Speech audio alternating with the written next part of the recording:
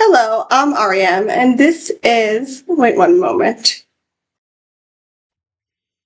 Okay, and this is my vlog of the second week of the Battle of the Bharat Dynasties, a readathon. So the Battle of the Bharat Dynasties is a readathon that just started this year, 2025. It's happening in August, and each week from the 1st to the 7th, and now this is the second week to the 8th to the 14th, you read books and you get points for those books. There are a few different ways to get points. You get points for every page you read. You get points. You have two tropes for your team that if you read them you get points, and your team has 3 weekly prompts that you get points for. And if you read for a rival team's trope, if you didn't read for your team's trope, you will get 30 points. So today is already. So as I said, this week is the second week, so it started on the 8th. Today is already the 9th, so I want to go through what I read this week. So on Friday, which was the 8th, I read Night Owl by Christopher Denise, which is a picture book. And I say all the points that I got at the end of the, oh my god, it's so hot out, at the end of the week. So I read Night Owl by Christopher Denise. Last month, in July, I read Night Owl and Early Bird, which is the second book in this picture book duology, and I loved it so much. The illustrations were amazing, the text was amazing, especially the lettering. I just loved it. And like the text itself was okay, but the lettering was so good. So yeah, I just loved it. And so I took Night Owl out, and I was about to need to go back to the library, so I read it on Friday. I didn't enjoy it as much as Night Owl and Early Bird. So Night Owl and Early Bird is about Night Owl, who's a knight, and then there's Early Bird, who also wants to become a knight, and obviously Early Bird is awake in the day, and Night Owl is at the night. And this book is about how Owl becomes a knight, and how after he becomes a knight, he saves all the knights. And it was cute, but it was just average. It wasn't amazing like Early Bird was, Night Owl and Early Bird was. Then, I was already a good part of the way through Christmas Shopaholic. I'm not going to say much about this because I already have a Shopaholic vlog. I'll just say that I really enjoyed it, and it was a very quick read, and also, I'm still going to repeat, I guess, that I love the design of this book. But yeah, it was good. And I'm sad this is the last Shopaholic book, but it makes sense. Like, there were definitely a lot of things wrapped up in here that weren't wrapped up in the previous Shopaholic books, and it makes sense for it to be the last one, unless she comes out and writes another one. But this did wrap up a lot of things. But I would happily read another one if she came out with another one. Then I started 6 Suspects by Vika Swaroop. Wait 1 minute. Swaroop. So this is a mystery book published in 2008, and translated to paper in 2009. And basically, this rich, corrupt guy is killed, and there are 6 suspects at the party who had guns. 6 people at the party who had guns, and they're arrested. And the story basically goes through the 6 suspects. I do not like the translation, but I cannot find a book of this in English in any library, so I'm going to have to live with the translation, but it's not good. Oh my god, let me complain about the translations for a while before I say anything about this book. But first of all, the most basic thing is that, if you don't know, Hebrew is written with only consonants, and sometimes there are around 2 letters, this tiny letter Yud and this longer letter which looks like a Yud but just longer, Vav, that can make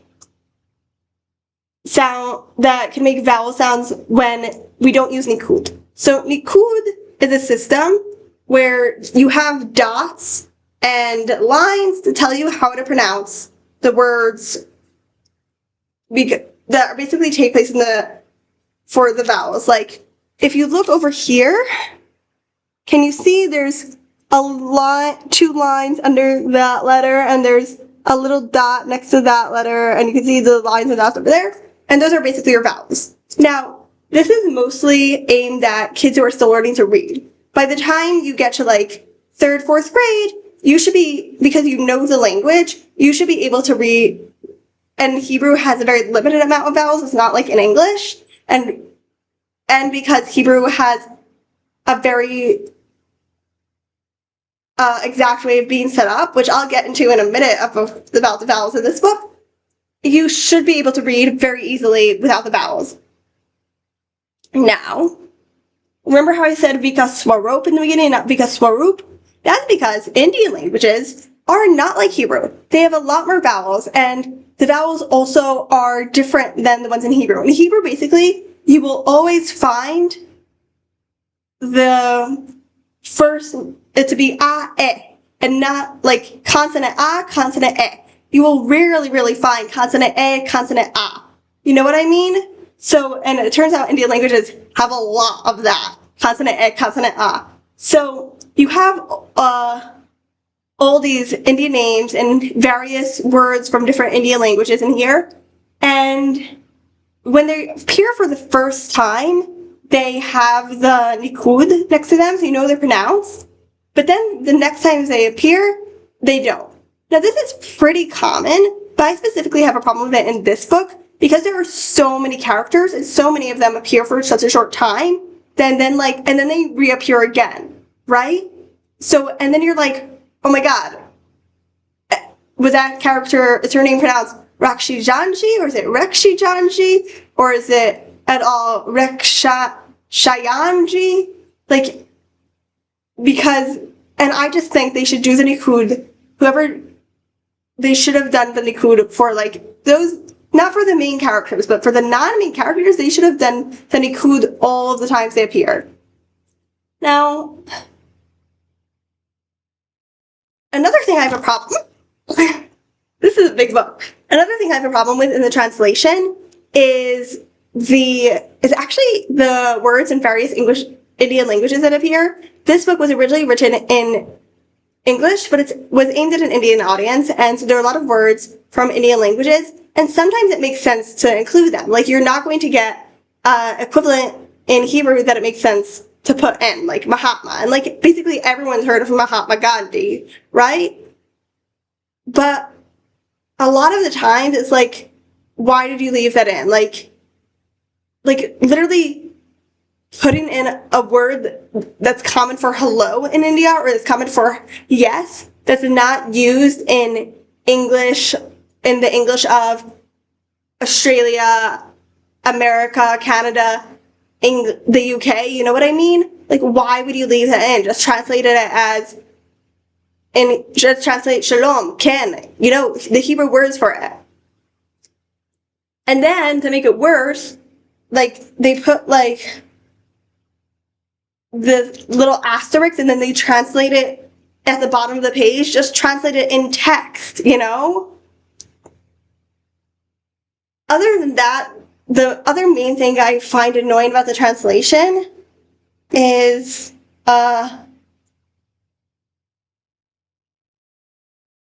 this book. I don't, as I said, I didn't really actually read the English version because I don't have it, but from what I can tell from the style it's written in, it was written in and from the Indian words they leave in, keep on saying Indian because there are a few different languages that are being used in here. And actually one of the languages at all from the Andaman Islands, which as far as I know isn't actually related to the same language family as the Indian languages are. But anyways, so as far as I can tell from the style it's written in, the original style was written in day-to-day speech, day-to-day language. And because it was translated in 2009, and it's only been in the very, very recent years, like 2015, 2014, that there could even be the idea, thankfully at Rotner, of writing books in day-to-day speech in Hebrew.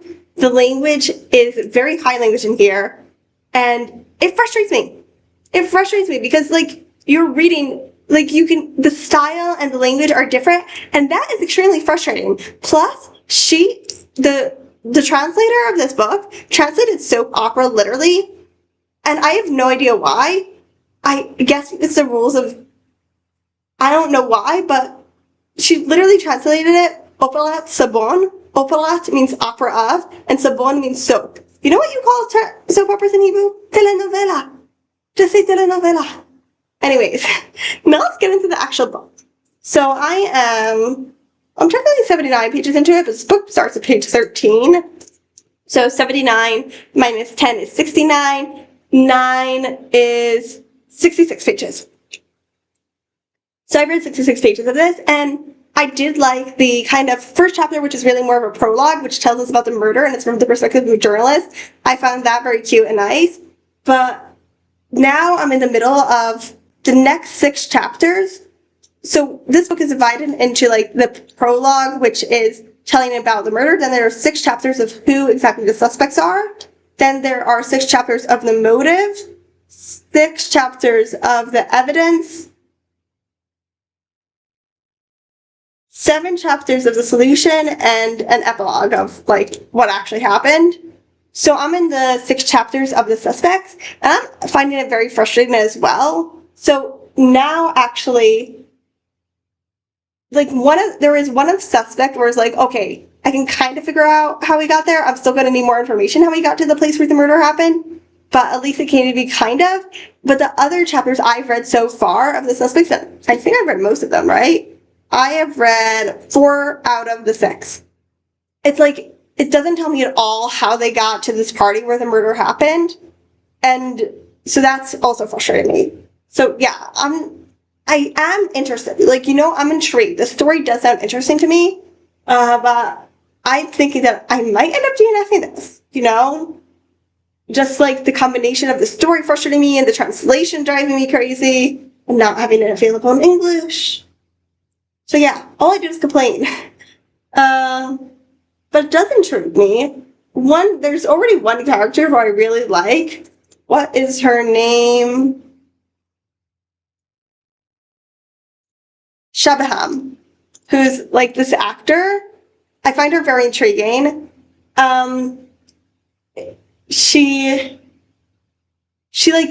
very much, she's such a snob. Like, when I say snob, she's elitist, okay? Like, she genuinely thinks she's better than other people, and she also thinks she knows more than other people, and she'll make references to Kafka, Frankenstein, but they're not correct references. So yeah, that's the character I like best so far.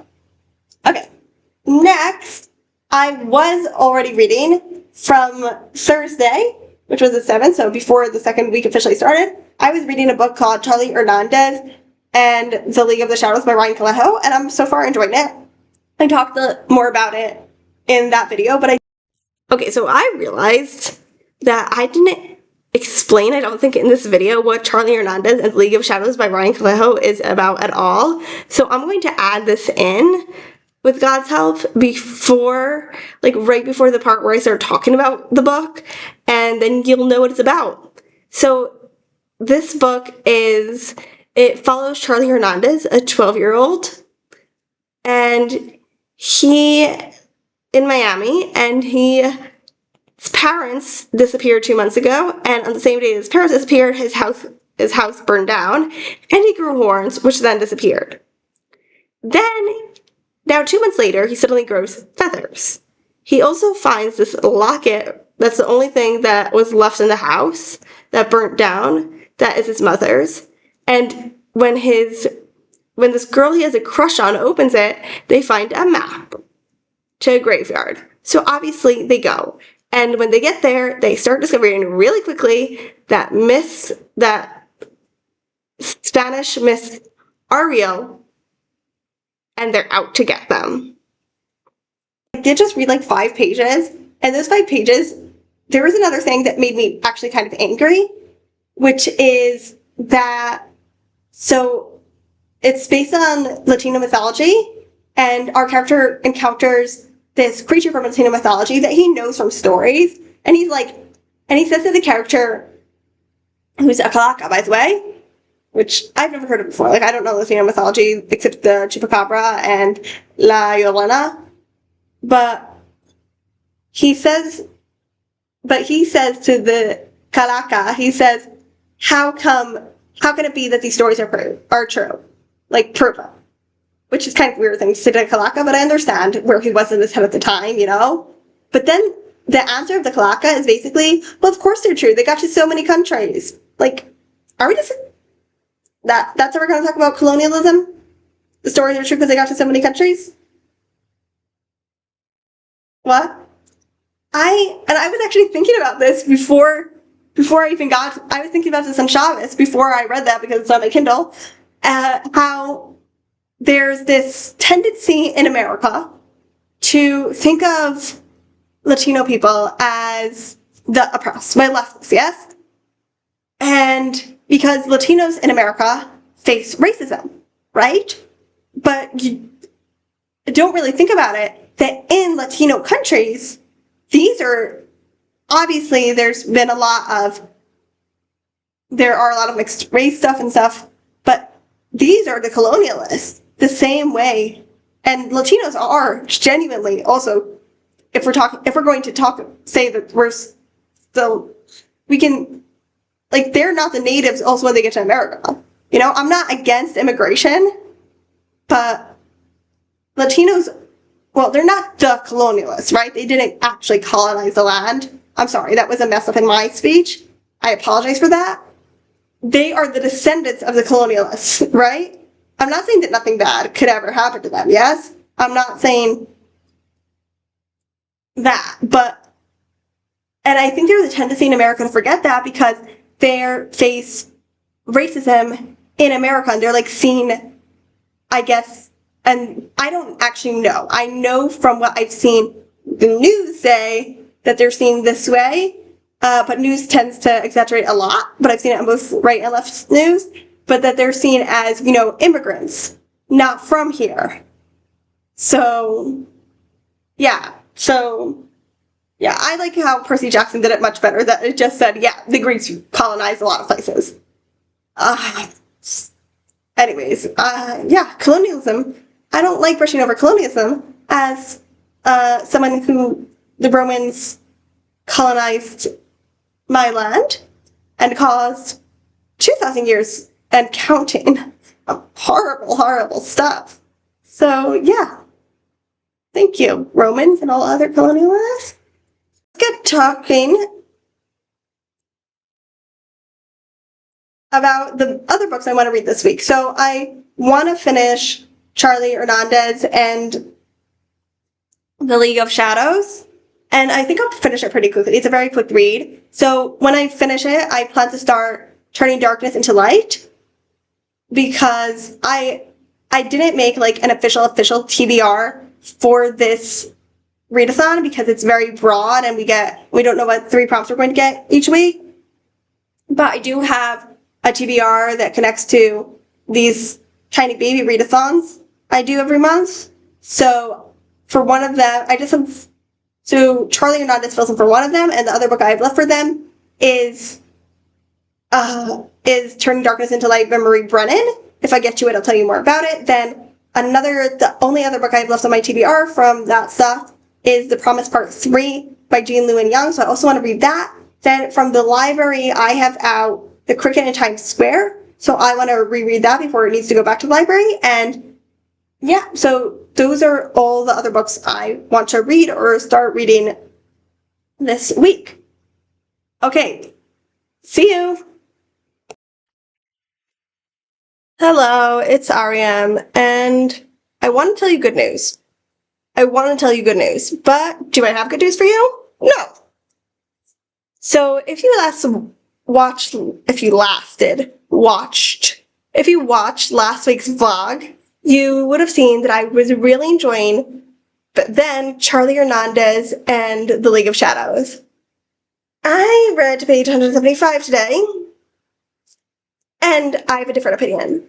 So there are a few things that are going on here, but it did make me realize something. It did make me realize something which is good. So I have complained a few times over here and variously about a thing that middle grade books do, that Charlie Hernandez also did, where they do plot point after plot point after plot point after plot point, and then and it annoys me. And I think I realized why. Reading Charlie Hernandez and The League of Shadows made me realize why. And the why is that I am a very character-driven person.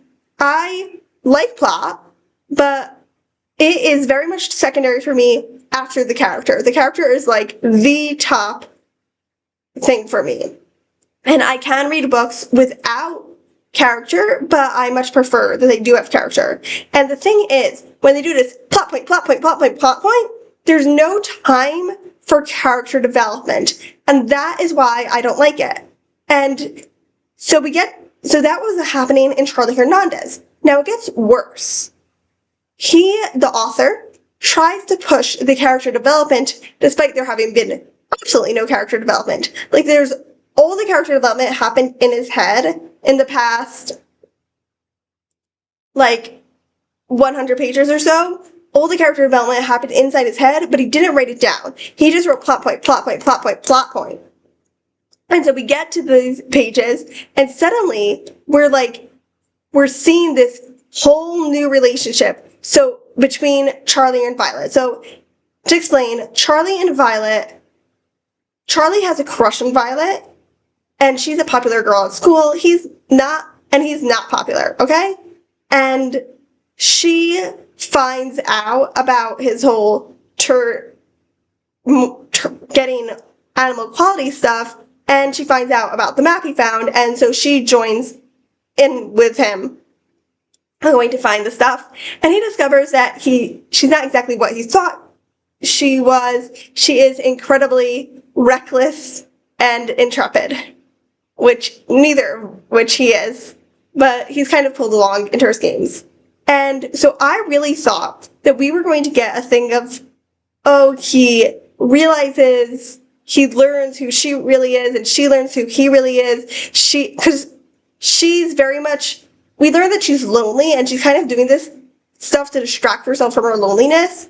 So I really expected it to go with, and then and she sees him as a person instead of a project, and they become real friends, and then maybe romance. Now, do I want romance? No. Apparently these kids are 11. They don't seem 11, but they're under 12 and they're in middle school, so I have to assume they're 11. I thought they were in 7th grade. But they very much seem 7th graders and not 6th graders, but whatever. Mature kids. Maybe it's towards the end of the year, who knows. But, yeah. Why do we have to have crushes in books aimed at 11-year-olds about 11-year-olds? But besides that, there just was no development. Like, we know Charlie, in the beginning of the book, has a crush on Violet, and we know Violet is beginning to learn to like Charlie for who he is, but that's all. We hardly see it. Everything I just said basically happens in the very beginning of the book, when they're still on their first adventure, going to the first adventure. The second the first adventure happens, it's boom, boom, boom, plot point, plot point, plot point, plot point, and now we've had a 5, 6, 7 adventures, something like that, and all of a sudden, the book's telling us, and they're in love, but Charlie sold. Okay, I'm not going to say what Charlie did because that would be spoilers, but he did something for Violet that erased a piece of someone he loved, not literally, not in the magic sense. And she basically, and the vibes of the writing right now are very YA. This book is middle grade, but as I mentioned, there were some, in the beginning, I mentioned last week that there were some, stuff, the writing didn't always add up. There were these vibes and there were these vibes. And now the vibe is at all YA, falling in love romance. And the thing is, we didn't see them fall in love at all. As I said, we had some tiny character development at the beginning, and it makes sense that it was only a little bit because it was only the beginning, but then we had plot point, and then all of a sudden, the author's pushing this at us, and this character development only happened inside your head, Ryan Calejo. This is not a thing that's happening. Anyways, I'm annoyed. I do not open middle grade books. I'm also annoyed because of the lack of character development, but I'm also super annoyed because one of the things I like about middle grade, or that I used to like about middle grade, because apparently it's not a thing anymore, is that you open the books and you know there's not going to be romance. You know? Anyways, I'm probably going to finish it tomorrow, so I'll tell you what I think at the end and if I'm going to continue with the series. With God's help. See you! Hi, it is August 12th, And 2 days ago, I told you I was going to finish Charlie Hernandez and The League of Shadows yesterday. I got mixed up. I thought it was 224 pages. It's actually 324 pages. So I did get to page 279. So hopefully I'm going to finish it today. I might not read it today, though. I might read The Promise today and finish it tomorrow, hopefully. But I don't really have anything to say that's new. Like, luckily there hasn't been any more annoying romance stuff. But there also has not been any real character development. It's just been plot, plot, plot, plot, plot, with nothing of character to add. And that would be, and I was fine with that before. Like, it's not my favorite, but it was like, okay, it's fine, but now that I know that the author might just add random stuff that we did not see happen, I'm worried. The other thing about this book is that I don't know why it's middle grade. Like, I know why it's middle grade, because it's part of the Rick Riordan imprint, where there are all these authors who write, series, Rick Riordan wrote the series based on Greek mythology, and it got really popular, Percy Jackson, and then he, has an imprint where all these authors write series based on other mythologies. And because Percy Jackson is middle grade, this one is also middle grade, but but you can really tell that Ryan Callejo wanted to write for high schoolers. Like, the romance, the way the characters speak. It turns out they're 12, so I suppose they are in 7th grade. But, from the way they speak, I thought they were going to be late 7th grade, 8th graders in the beginning, and then it said something about 8th graders being older. But, yeah, so they are 12. At least there's that. Even though the book earlier implied that they were under 12, but okay. Maybe it's a 12 and under instead of under 12. I don't know. Anyways, but it definitely feels like it's more aimed at high schoolers. Like I said, the way they speak, the romance dynamics, it doesn't feel, I hate it when people write crushes for children anyways, but it doesn't feel like the crushes they write for children either. It very much feels like more of a high schooler crush. I'm going all in. This is all or nothing, And also the swearing. There is not a lot of swearing in this book, but it is a book aimed at middle schoolers. It is a middle grade book. Technically middle grade books are aimed at even younger than middle schoolers. YA is already aimed at 7th grade, so this is aimed at the top aim is 6th grade, and so we've had a few Spanish swear words, including quite a bad one, and you would assume that this book is also aimed at people who speak Spanish, at kids who speak Spanish, and then we also had English swear words. So I'm really it feels to me that the only reason this book is middle grade is because Ryan Callejo was invited or got chosen to be part of this imprint, and that he really wanted to write YA. So that's all I have to say about that. Then, as I said, I didn't say that because I didn't talk to you yesterday, but yesterday I started rereading The Cricket in Times Square, and I also read some today, so I am 79 pages in right now, and yeah, I'm enjoying it. As I said, it's a reread for me, but I didn't really super remember it. So basically, I think it was published in the 40s. I'd have to double check, but it seems like the 40s, late 40s, and let's double check. Okay, I was incredibly wrong. It was published in 1960, but it happens in New York, of course, in Times Square, and it follows a cricket who accidentally gets to Times Square, and he is adopted by this boy named Mario, who works in his family's newsstand, and he makes friend with a mouse and a cat who also live in Times Square, and it's cute. I feel like if I had read this at an earlier age, I think I read this in 5th or 6th grade, which is already a bit old for it. It's aimed at newer readers, and even kids having books read to them. So kindergarten to 3rd, 4th grade, maybe. So I was a little old for it already when I read it. Maybe if I had read it at a younger age, like the age I read Charlotte's Web in, which I read it in the summer between kindergarten and 1st grade, I would have remembered it more. I don't know. So the thing is about these books, Charlotte's Web and The Cricket in Times Square, and all of these books, they have anthropological animals, which has never been my favorite thing. Like, when it comes to anthropological animals, I much, much, much prefer the, when they don't really know human things at all. So, like, I loved Watership Down. I love the Warrior Cat series, where they really are just involved in their own stuff. It doesn't matter how realistic their life is as animals, but just that they don't really know human stuff at all, even when they do interact with it. And this one is very much the animals do know human stuff, you know?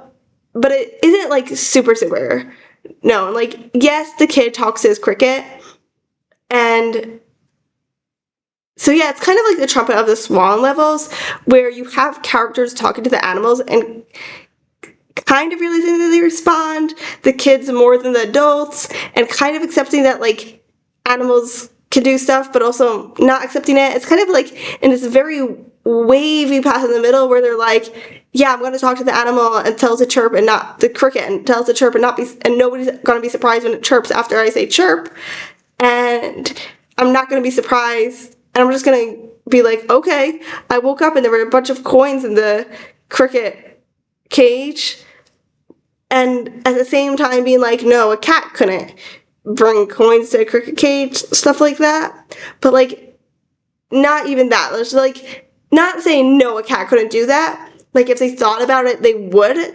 realize that a cat could do that, but not thinking about it. Like, there's this level of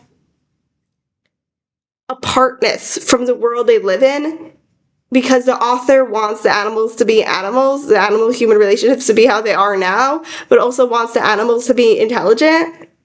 And so, yeah. So while I think the book is cute and I am enjoying it, and I like all the characters, I don't really like that thing where they have, yeah, the animals are intelligent, the humans realize it, but also the humans don't really think about what that means, kind of thing.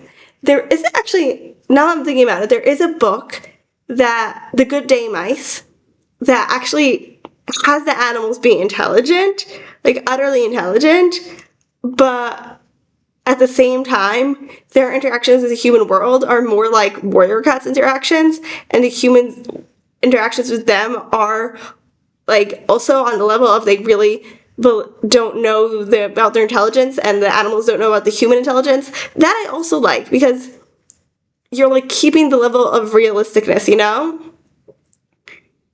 Anyways, then this morning I spent an hour and a half cleaning because there was a giant dust storm, and I literally cleaned on Friday. It's Tuesday. There was a giant dust storm yesterday, and I had to clean all over again.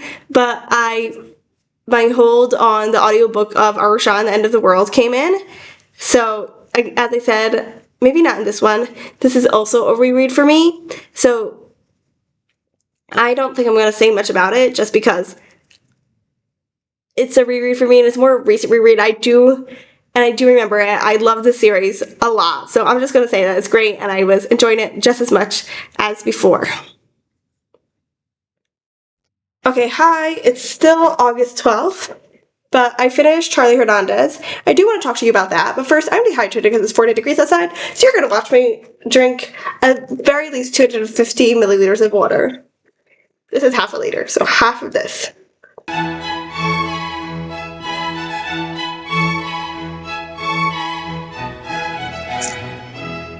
Okay, let's drink another.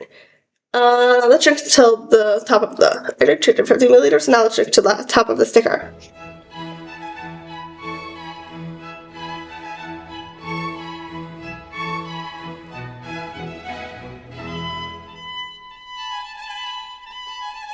$250 milliliters is a cup, by the way. So if you drink 2 cups, you're drinking half a liter of water.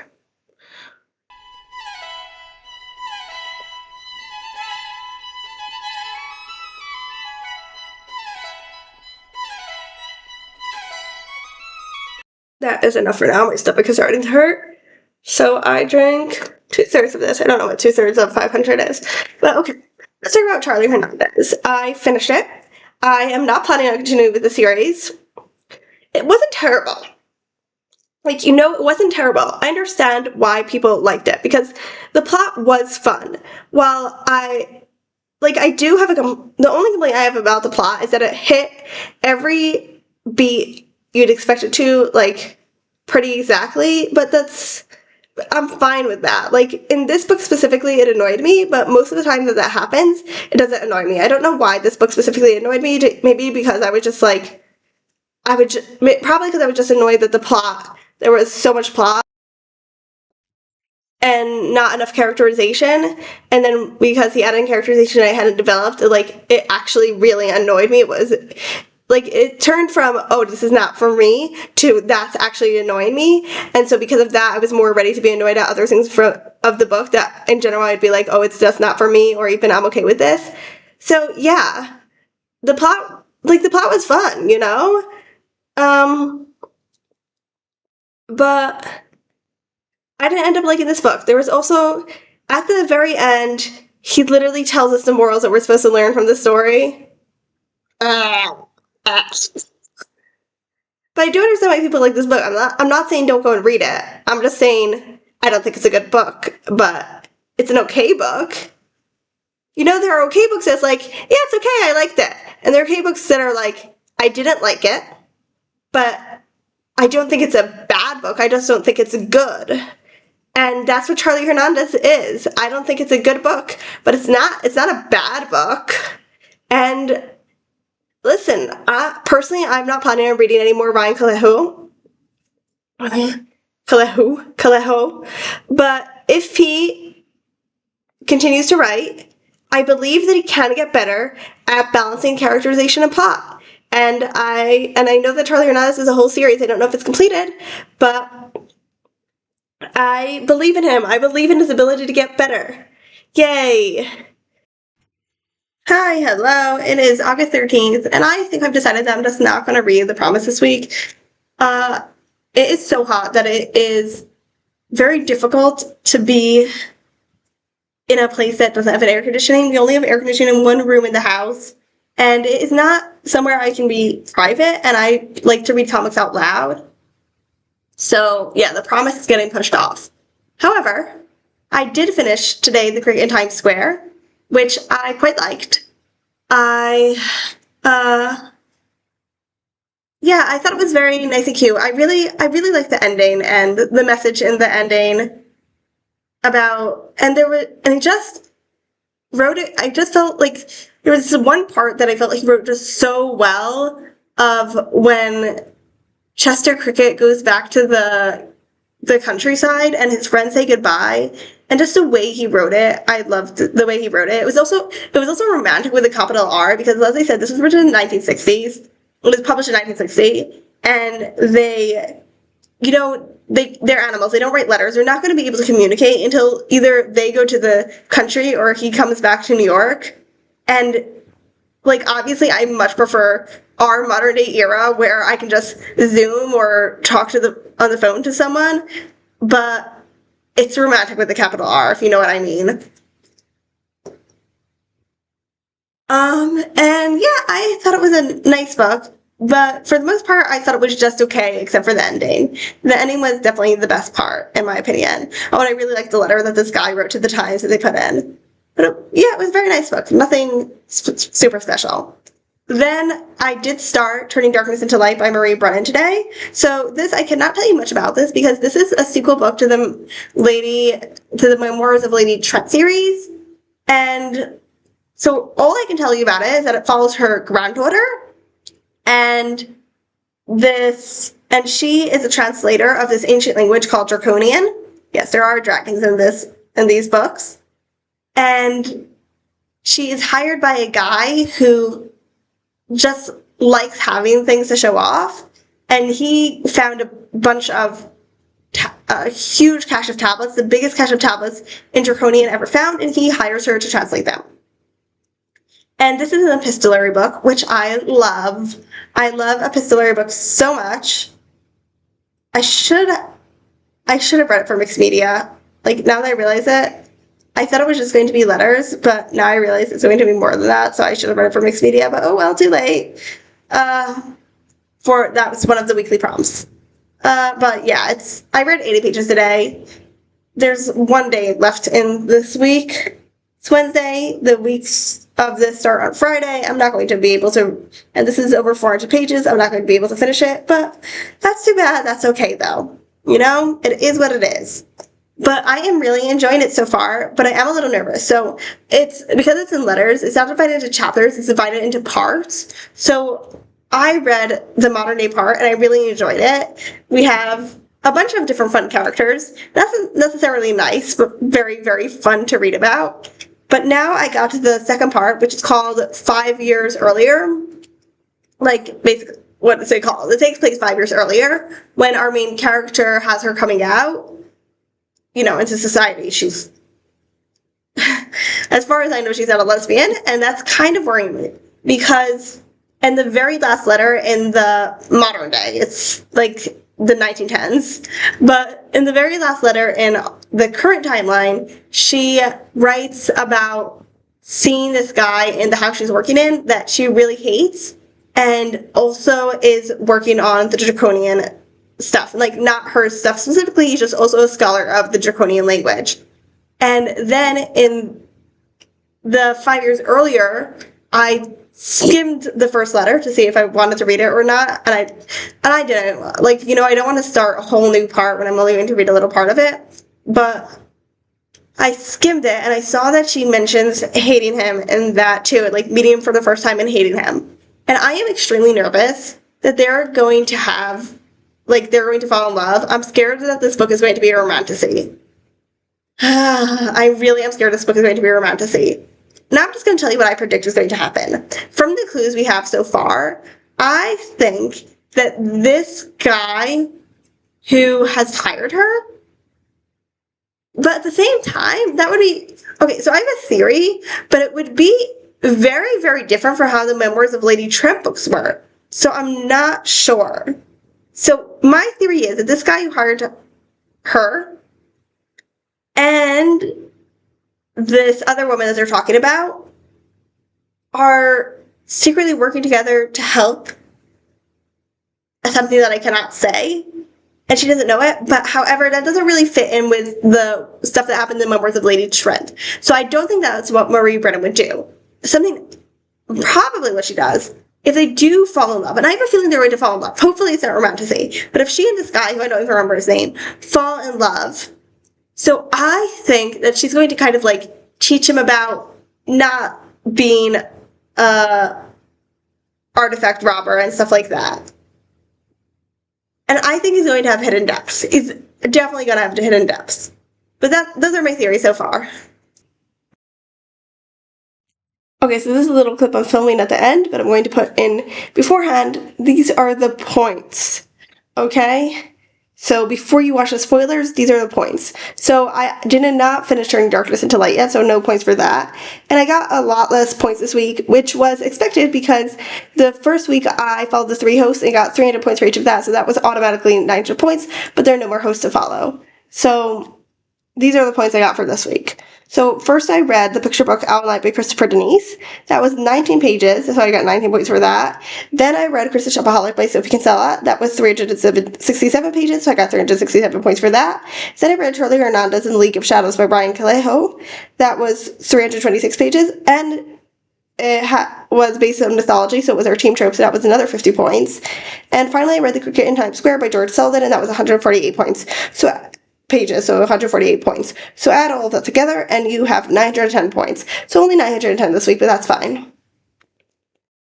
Hello, it is Friday, August 15th. But yesterday I got to like page 154, something like that, of Turning Darkness into Light, and I'm really enjoying it. But I feel like to talk about it, I need spoilers, so I'm going to just talk about a few things that aren't spoilers, or less spoilers, and then I'm going to get into the really spoilery part, and that will end the video.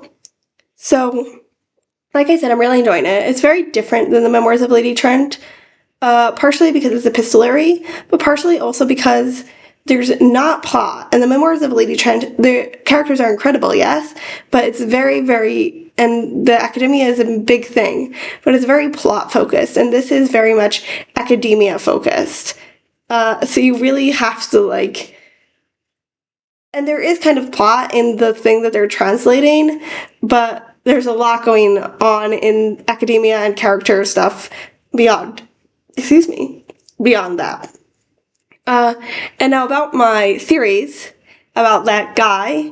Not true, they didn't come true. All my fears have been allayed and my theories have been put to rest. He is truly a sucky person. And I am so happy about it. And I am interested in seeing the end what is going on with that, and that I guess is kind of plot, but that's happening much more in the background. This book does have plot, but it's not a plot focused book at all. This book is really about the translation of this tablets and how that affects the world. And speaking about that, I need to go into spoilers. So these spoilers are not actually spoilers for Turning Darkness into Light itself, but they are spoilers from the members of Lady Trent series.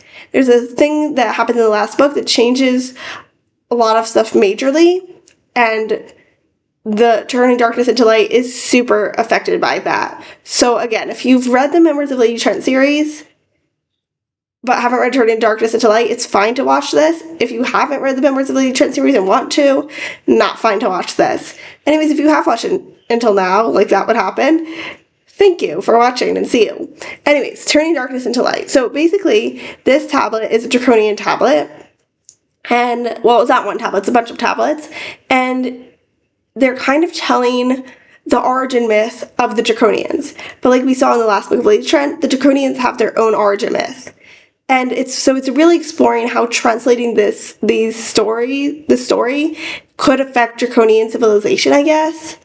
And the Draconians here are very much the Jews. And I don't think that that's what Marie Brennan meant for them to be in the Memoirs of Lady Trent series. They're not really Jew-like there.